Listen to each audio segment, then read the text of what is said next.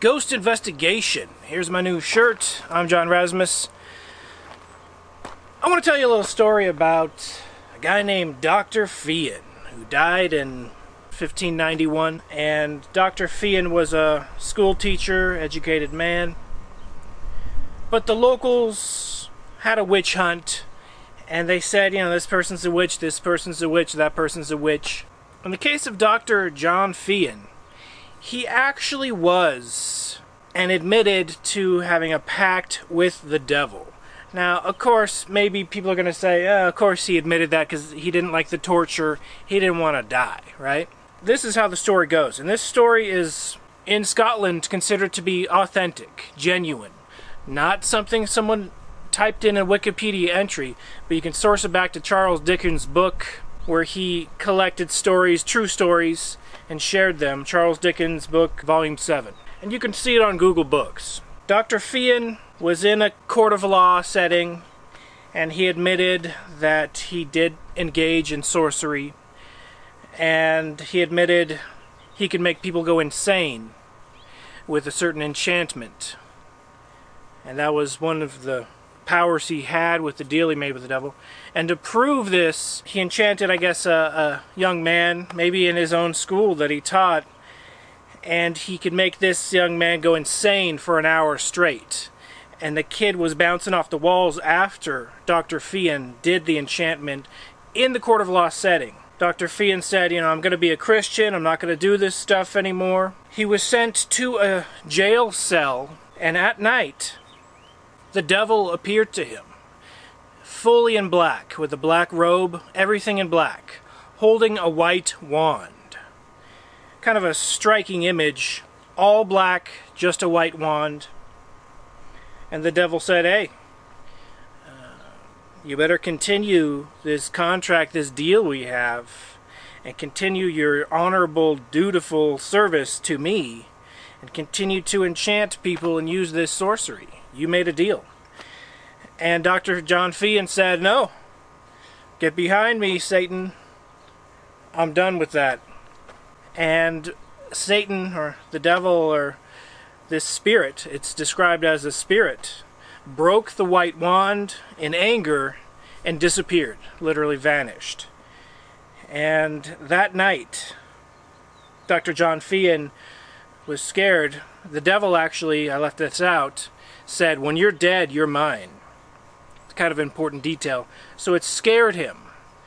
And I don't know how this happened. Perhaps the devil tempted Dr. John Fian and maybe gave him a key. Whatever the case, Dr. John Fian stole a key to the cell. How is this possible? But this is how the story goes. He escapes the cell. Who knows what would have happened if he didn't escape? But he was fearful he would have been hanged or whatever they do to witches in the 1500s. So he escapes, they capture him, and he was tortured until his death in 1591. So I liked the image, the striking image of the black robe with the white wand. And I have walked around these desert wastelands and the beautiful desert nature. I mean, it's not a wasteland. Different times of the year, things blossom and bloom and look really beautiful. Then sometimes things look dead. But I look for dead pieces of wood that resemble wands. I don't know, it's just a hobby, just for fun. I don't practice any type of magic, never have, never will. And I was making an intro to the show, Mysterialis.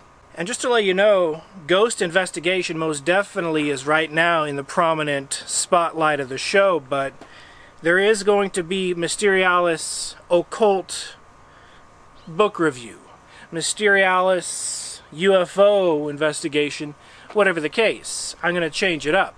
It's not always going to be the same. Nothing on this channel is going to be expected. Even I don't know what the finished product is going to look like, but I try my best to, and things don't always go as planned, but perhaps sometimes in a good way. I made a comedy investigation, jokingly investigating Tommy Wiseau, because I'm a fan of comedy, I'm a fan of The Room, I'm a fan of Best Friends, Tommy Wiseau, and Greg Sestero's new movie. It's a funny movie, it's a good movie. It has part 1 and part 2, but when you piece those together, I think that movie's worth getting. I'm going to get it when they release it as one. That video, the investigation on Tommy Wiseau, it literally took me 15 minutes in Bandicam to film as I just talked. And that video has more views than most of my other videos. So sometimes you spend 15 minutes and you're just joking around. And then your dead serious videos you've been working on for 12 years, people are like, we like this 15-minute video you just improv'd.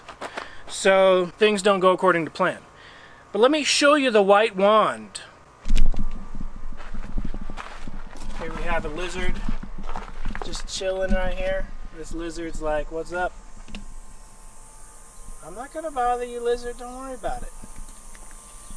So here's where I put the white wand for the past many months. Let me show you what it looks like right now.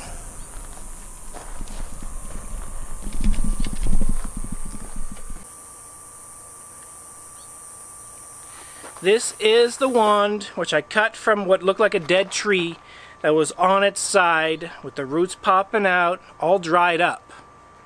No leaves. I was like, that looks like a wand. I broke it off. It was pretty dry. I took it, I sanded it a little bit here and there, and then I painted it with egg-based paint that was on sale. And the bug that was inside that I didn't know was inside, I had this thing in my room just sitting there drying, the paint drying. And he was sitting there for a couple weeks. I think he was in the house for maybe 1.5 months, to be honest. But I started to notice, hey, there's a little dust popping out, and it's moving around a little bit. It's making creaking noises. And I have experience with creaking noises, kind of freaky. I thought it was a magic wand there for a second, but you can see the hole that the creature living inside created, and it created another hole. So it literally burrowed all the way through the whole wand. And now I'm seeing a bunch of new tiny holes. Now, are these holes from the babies? I could say I did look at this wand the other day,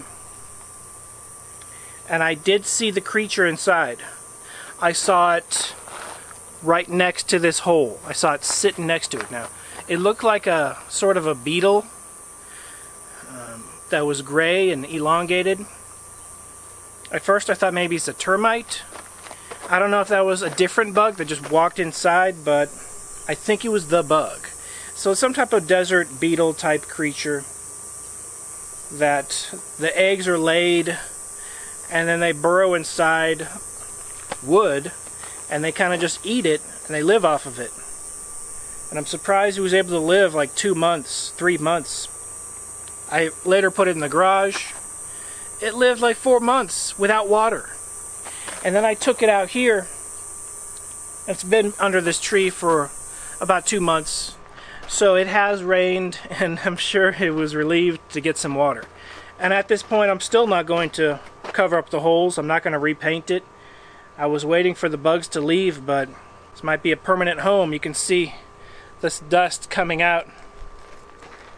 Oh my gosh, you can see the remains coming out. And the creatures hold tight to it. It's their mothership. But I just thought it was a little bit unusual that the wand that I modeled after the white wand and this Dr. Fian's encounter with the devil's story, which is supposedly true, just happened to magically have a bug inside of it that refuses to leave. I almost have to break this thing in half, just like in the story, to get this bug out. But I don't want to disrespect this bug's home. I found another wand that I used for the intro, you saw, but I was originally going to plan on using the wand I used, and I was going to switch it with this wand. Man, you can see all this sawdust coming out. This is the creature having eaten it, or just simply burrowed for it, but it had to have been living off of it. And I still think the bug is inside. I'm going to put him back in his home. I don't think there's anything magical about it, but I think it's just a weird coincidence. I have a mel meter. I don't turn it on in my house anymore. But let's turn it on real quick, just for the wand. I doubt anything's going to happen. Let's give it a shot. I've never attempted this, and as a matter of fact, I haven't turned this thing on This is my new one. I haven't turned it on since my last video, where I showed you turning it on. Okay.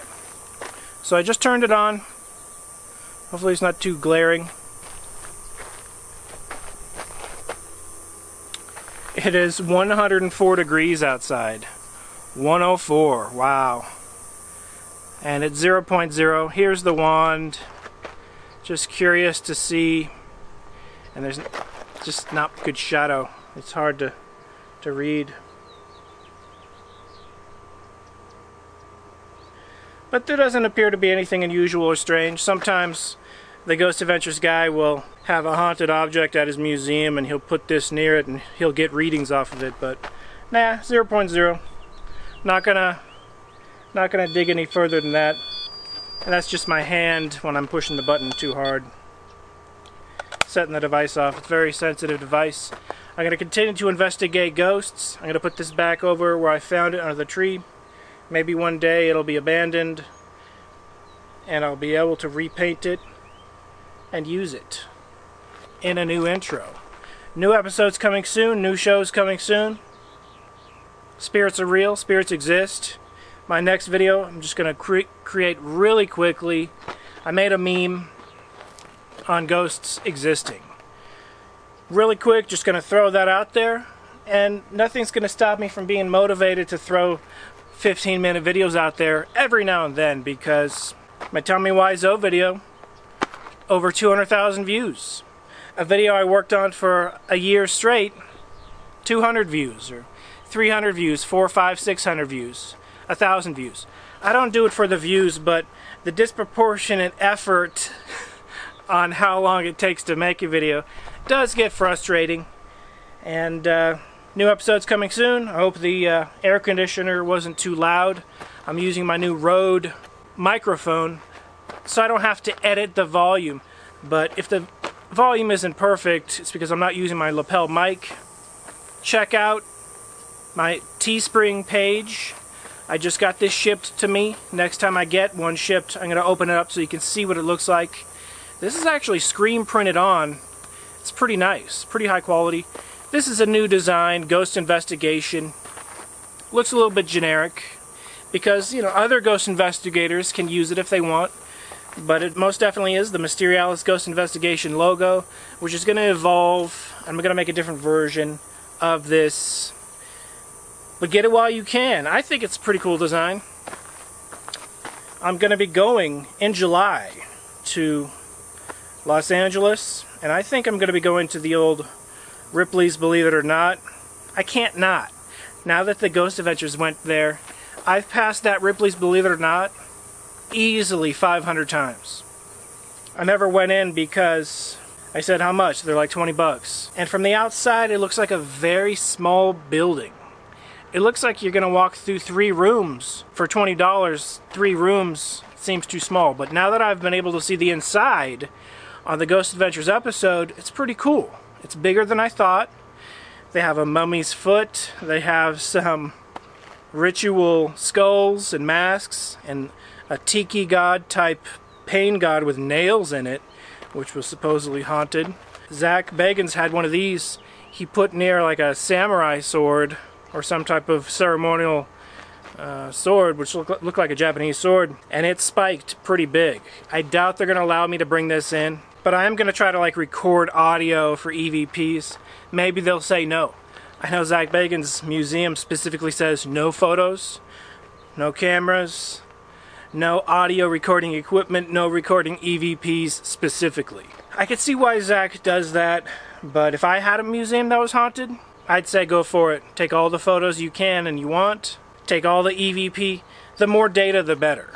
But I think Zach's almost protecting the spirits in his haunted museum, and they most definitely don't like too much access to them existing, I guess. But Zach has many cameras in each room, and he has a control center where he records.